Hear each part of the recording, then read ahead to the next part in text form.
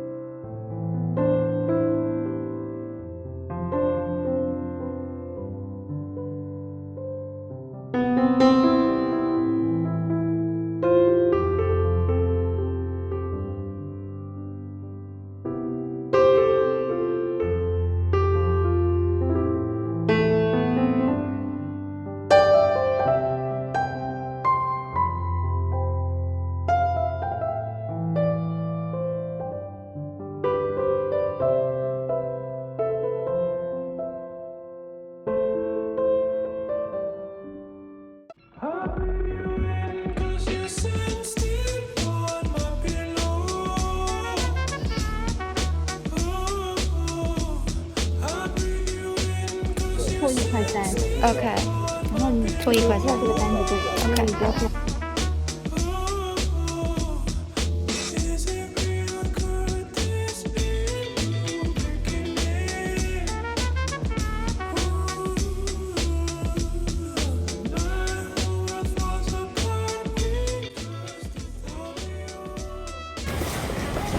They sanitize everything, the entire body, the shoes, and then all the luggages.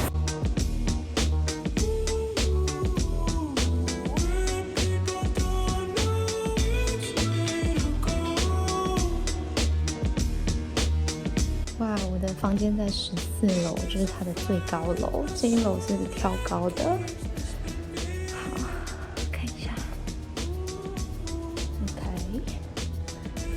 它电梯的地方太多行李了，所以跟 Pina， 他刚刚在下面的时候完全是用那个对讲机 video call 的方式来跟我联系。很像是在玩密室逃脱的感觉，他就跟我说：“来，前方桌子上面有一个信封袋，请拿起来。然后现在请你去你的房间，找到你的房间，自己进去就可以了。然后自己找线索。OK， 但现在像外面都是大家丢垃圾的地方，他们会来收垃圾。”这是我的房间，407。Okay guys, once I get into this room, I am not allowed to go out for the rest of the 14 days. Otherwise, I'll get fined 100k Taiwanese dollar. So this is it. I'll be staying here for the next 14 days. Goodbye, outside world. Bye. 哇，真的很挑高哎。OK，这个是浴室，哇，还有浴缸。This is nice. It's good. 干湿分离的浴室，然后这边有还有给洗衣精，可以自己在这边洗衣服。是蛮大的一个浴室，好棒哦！它的浴室竟然也有音乐耶！我在那边的电视放音乐，然后浴室就有音乐了。洗澡也可以听音乐哦，太棒了 ，nice。然后哇，房间蛮明亮的。他给我的瑜伽垫，我跟他询问的，他就给我了，跟我在家里的一模一样。电视太好了，这到时候工作可以用这个电视。然后哇，好大的桌子哦！哇，这个是面对士林高架桥的这一面，会吵吗？好像还好啦，还可以。看一下这是什么啊？这是 closet， 还有给一些补给品。I'm in the restroom and check this out. This door I can actually open, and it's the wardrobe. It's a door, so you can look over it. It's so cool. Okay, they gave me a lot of stuff here. The mask and stuff cleaning, garbage bags. Have anything inside? Okay, empty. And then some snacks. Nice. Okay. Okay. 不错。I'm ready to unwind. Let's go. 这是我台湾落地的第一餐，他们给我富航豆浆的，这是热豆浆，然后还有这个是什么？烧饼油条吗？还是？感觉像是蛋饼之类的东西，然后还有水果。Hello， 大家，今天是我在防疫旅馆的第一天。那我跟你们分享一下在机场的一些注意事项。在美国到台湾 check in 的时候呢，它会需要看你3天之内的核酸检测阴性的报告。那在旧金山其实蛮多地方都可以做这样子的检测，有些虽然标榜说1天之内会给你，其实几个小时过后他就给你了，所以算是还蛮容易可以得到的。报告要准备好，不需要纸本印出来，在手机里面就可以了。然后第二个重点就是在台湾的时候，你需要有手机的 SIM 卡。那因为我没有带着我台湾手机的 SIM 卡，所以呢，他就会要求你在当场办一个新的门号。我办的是中华电信30天付1000块，有网络吃到饱，1个小时免费通话。其实我这一次回台湾，什么钱都没有带，美金、台币什么都没有带，带了一些信用卡。那要注意的就是，我发现在台湾好像没有很喜欢接受 American Express 的信用卡。我在机场办 SIM 卡的时候，它不能用。然后我在坐防疫计程车来旅馆的时候，它也不接受 American Express， 所以我后来是用了 BOA 的 Travel Card， 就是大家最好可以带几张卡，是可以刷卡的，如果没有现金的话。那下飞机之后呢，在机场的时候，他还会要你做一次唾液的检测，付出大概5毫升的口水给他。然后在上计程车之前呢，他会把你所有的行李都喷酒精消毒，把你的脚抬起来喷，全部都消毒，然后再上计程车。计程车的话呢，在台北地区的话都是1000块，如果超过的话就是政府补助。像我到我的旅馆是1400，那但是我只要付1000块，其他就是政府补助。旅馆的选择，我是选择美丽信花园酒店，有几个原因。第一个原因就是因为我在隔离的期间我需要工作，所以我想要选择有大的办公桌还有办公椅的隔离房间。